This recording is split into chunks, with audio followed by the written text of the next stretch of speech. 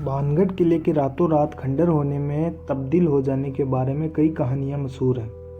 इन किस्सों को सुनकर लोग मायावी और रहस्यों से भरे इस किले की ओर खींचे चले आते हैं। सूर्यास्त से पहले इस खंडर में लोग घूमते टहलते मिल जाएंगे, लेकिन 6 बजे के बाद यहाँ आने वालों का हाथ पकड़कर किले से बाहर कर दिया जाता है।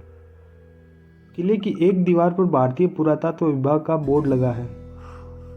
इस पर साफ साफ शब्दों में लिखा है, सूर्यास्त के बाद प्रवेश वर्जित है।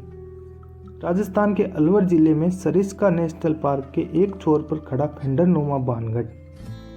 इस किले को आमेर के राजा भगवंत दास ने 1573 में बनवाया था।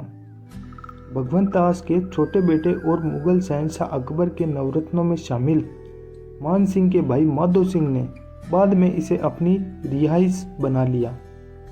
भानगढ़ का किला चारों ओर से घिरा है, जिसके अंदर घुसते ही दाहिनी ओर कुछ हवेलियों के अवशेष दिखाई देते हैं। सामने बाजार है। कहते हैं ये भानगढ़ का जौहरी बाजार था, जिसमें सड़क के दोनों तरफ कतार में बनी 2 मंजिला दुकानों के खंडर हैं। किले के आखिर छोर पर दोहरे अहाते से घिरे 3 मंजिला महल है, लेकिन तीनों मंजिल लगभग पूरी तरह से ढेर हो चुकी है। 4 दीवारी के अंदर कई दूसरी इमारतों में खंडर बिखरे पड़े हैं। इनमें से एक में तवायफें रहा करती थी। इसे रंडियों के महल के नाम से जाना जाता था। किले के अंदर बने मंदिरों में गोपीनाथ, सोमेश्वर, मंगला देवी और केशव मंदिर मिल जाएंगे। सोमेश्वर मंदिर में बगल में एक बावली है, जिसे अब भी लोग अपने मुताबिक इस्तेमाल करते हैं। चाहे नहाना हो, कपड़े धोना हो, राजकुमारी के इश्क में पगलाए तांत्रिक के शाप से बर्बाद हो गया एक राज्य, खंडर बना भानगढ़। एक शानदार अतीत के बर्बादी की दुखद दास्तान है। किले के अंदर की इमारतों में से किसी की भी छत नहीं बची है, लेकिन हैरानी की बात है कि इसके मंदिर पूरी तरह महफूज हैं। इन मंदिरों की दीवारों और खंभों पर की गई नक्काशी इतला करती है कि यह समूचा किला कितना खूबसूरत और भव्य रहा होगा। माधो सिंह के बाद उसका बेटा छत्तर सिंह भानगढ़ का राजा बना।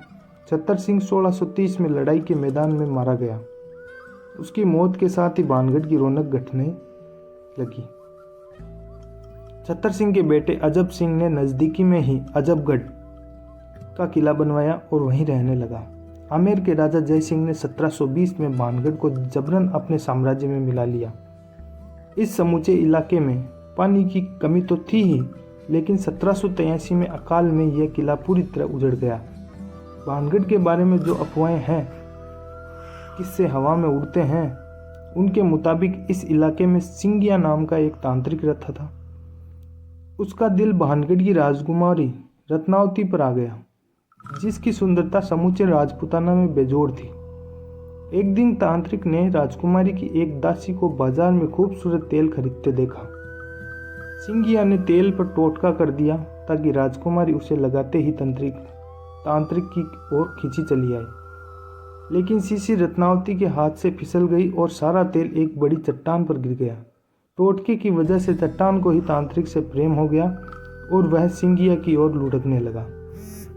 चट्टान के नीचे कुचलकर मरने से पहले तांत्रिक ने श्राप दिया कि मंदिरों को छोड़कर समूचा किला जमींदोज हो जाएगा और राजकुमारी समेत भानगढ़ के निवासी मारे जाएंगे। आसपास के गांव के लोग मानते हैं कि सिंगिया के शाप की वजह से ही किले के अंदर सभी इमारतें रातों रात ध्वस्त हो गई। यहाँ रहने वालों को यकीन है कि रत्नावती और भानगढ़ के बाकी निवासियों की रूहें अब भी किले में भटकती है।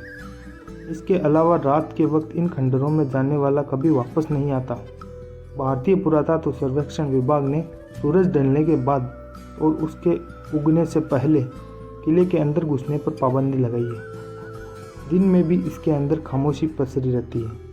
कई सैलानियों का कहना है कि खंडरों के बीच से गुजरते हुए उन्हें अजीब सी बेचैनी महसूस हुई। किले के एक छोर पर केवड़े की झाड़ियाँ हैं। हवा जब तेज चलती है तो केवड़े की खुशबू चारों तरफ फैल जाती है। किले का रहस्य और भी गाढ़ा हो जाता है। राजकुमारी के इश्क में पगलाए तांत्रिक के शाप से बर्बाद हो गया एक राज्य। भारतीय पुरातत्व सर्वेक्षण विभाग ने किले के अंदर मरम्मत का कुछ काम किया है, लेकिन निगरानी की व्यवस्था ठीक नहीं होने के कारण इसके बर्बाद होने का खतरा बढ़ता जा रहा है। किले में भारतीय पुरातत्व सर्वेक्षण विभाग का कोई दफ्तर नहीं है। दिन में कोई चौकीदार भी नहीं होता। पूरा किला बाबाओं और तांत्रिकों के हवाले रहता है। किले में बेपरवाह तांत्रिक बेरोटोक अपने अनुष्ठान करते हैं। आग की वजह से काली पड़ी दीवारें और भारतीय पुरातत्व संरक्षण के टूटे फूटे बोर्ड किले में उनकी अवैध कारगुजारियों के सबूत हैं। दिलचस्प बात यह है कि भानगढ़ के किले के अंदर मंदिरों में पूजा नहीं की जाती। राजकुमारी के इश्क में पगलाए तांत्रिक के शाप से बर्बाद हो गया एक राज्य। किले में स्थित गोपीनाथ मंदिर में तो कोई मूर्ति भी नहीं है।